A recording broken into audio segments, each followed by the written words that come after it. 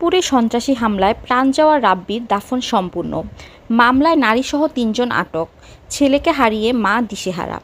চাঁদপুর শহরের রেলওয়ে বড় স্টেশন কয়লাঘাট এলাকায় পূর্ব শত্রুতায় সন্ত্রাসীদের হামলায় গুরুতর আহত রাব্বি হোসেন পাটোয়ারি নামে এক যুবকের ঢাকায় চিকিৎসাধীন অবস্থায় প্রাণ হারায়। ঢাকা মর্গে নিহতের ময়নাতদন্ত শেষে ১৫ মে বৃহস্পতিবার দুপুরে তার মরদেহ চাঁদপুরের বকুলতলা এলাকায় আনা হলে এখানে শত শত মানুষের ভিড় লক্ষ্য করা গেছে।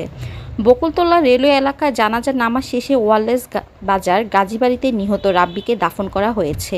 নিহত রাব্বি শহরের রেলওয়ে ১৪ কোয়ার্টারের বাসিন্দা আয়ুব আলী শিকদারের বড় মেয়ের ঘরের নাতি ও মধ্য তর্বচণ্ডী ওয়ারলেস বাজার গাজীবাড়ির জৈনিক আলী হোসেনের বড় ছেলে। এই ঘটনায় নিহত রাব্বির মা জেসমিন বেগম বাদী হয়ে চাঁদপুর সদর মডেল থানায় ১১ জনের নাম উল্লেখ ও অজ্ঞাত আরও ১৫-২০ জনকে আসামি করে এজাহার দায়ের করেন। এই ঘটনায় এজাহার নামীয় আলামিন, ঝুমা ও সন্দিগ্ধ আসামি মাছ বিক্রেতা রাব্বি সহ ৩ জনকে আটক করেছে মডেল থানা পুলিশ। অন্য আসামিদের ধরার জন্য পুলিশি অভিযান অব্যাহত রয়েছে বলে চাঁদপুর সদর মডেল থানার অফিসার ইনচার্জ মোহাম্মদ বাহার মিয়া ও ঘটনার তদন্তকারী এসআই মোহাম্মদ মকবুল হোসেন জানিয়েছেন। পুলিশ নিহতের স্বজন ও এলাকার সূত্রে জানা যায়, মঙ্গলবার ১৪ মে ২০২৫ তারিখ রাতে রাব্বিকে বাসা থেকে ডেকে নিয়ে বেদম মারধর করে ফেলে রাখে।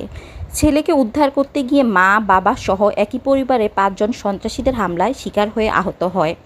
খবর পেয়ে চাঁদপুর মডেল থানার পুলিশ ঘটনাস্থল কয়লাঘাট এলাকার রেলওয়ে রোকো কলোনির পানির ট্যাঙ্কির নিচে জঙ্গল থেকে আশঙ্কাজনক অবস্থায় আহত রাব্বিকে উদ্ধার করে সদর হাসপাতালে নিয়ে আসে।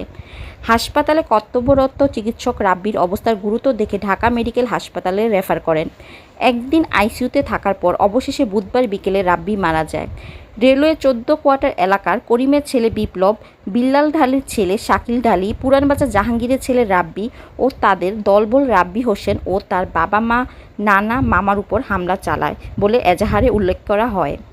হামলাকারীরা সন্ত্রাসী কর্মকাণ্ড ও মাদক ব্যবসার সাথে জড়িত। স্থানীয়ভাবে তাদের রাজনৈতিক গডফাদারও রয়েছে। আমার ফুলটা যেভাবে খালি করছে আমি তাদেরকে এইভাবে খালি দেখতে চাই। আর বিপ্লব এই ২ লোকে মেয়ে নেড়া দুগায় আমার ফুলারে উড়িয়ে নিয়ে গেছে।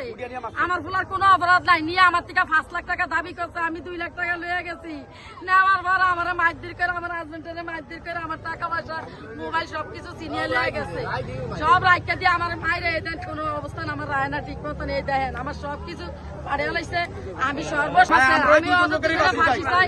আপনাকে জনগণের সবার কাছে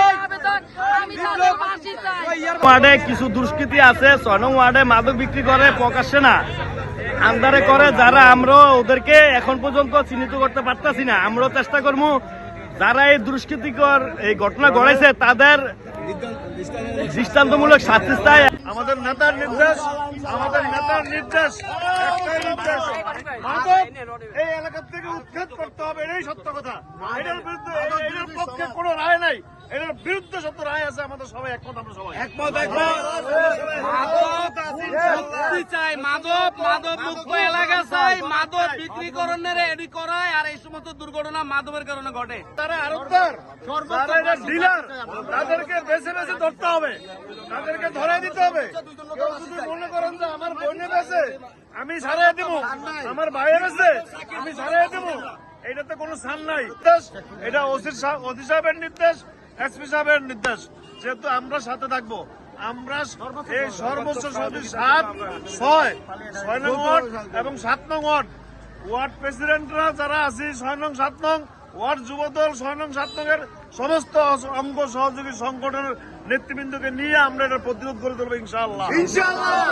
মাদকের বিরুদ্ধে মানিক ভাই সহ আমরা জেলা বিএনপি সকল নেতৃবৃন্দ আমরা সব এক। আমরা চাই হত্যা সুষ্ঠু একটা বিচার হোক, তদন্তের মাধ্যমে সুষ্ঠু একটা বিচার অবশ্যই আমরা চাই। আমরা জেলা বিএনপি, এই ৭ নম্বর এবং ৬ নম্বর বিএনপি অবশ্যই এই হত্যাকারীর বিচার চাই। আমরা সবসময় এই বিক্রিমের পক্ষে আছি। এই ঘটনার কেন্দ্র করে যাতে পরবর্তীতে আর ঘটনা না ঘটে সেজন্য আজকে আমরা এখানে আছি।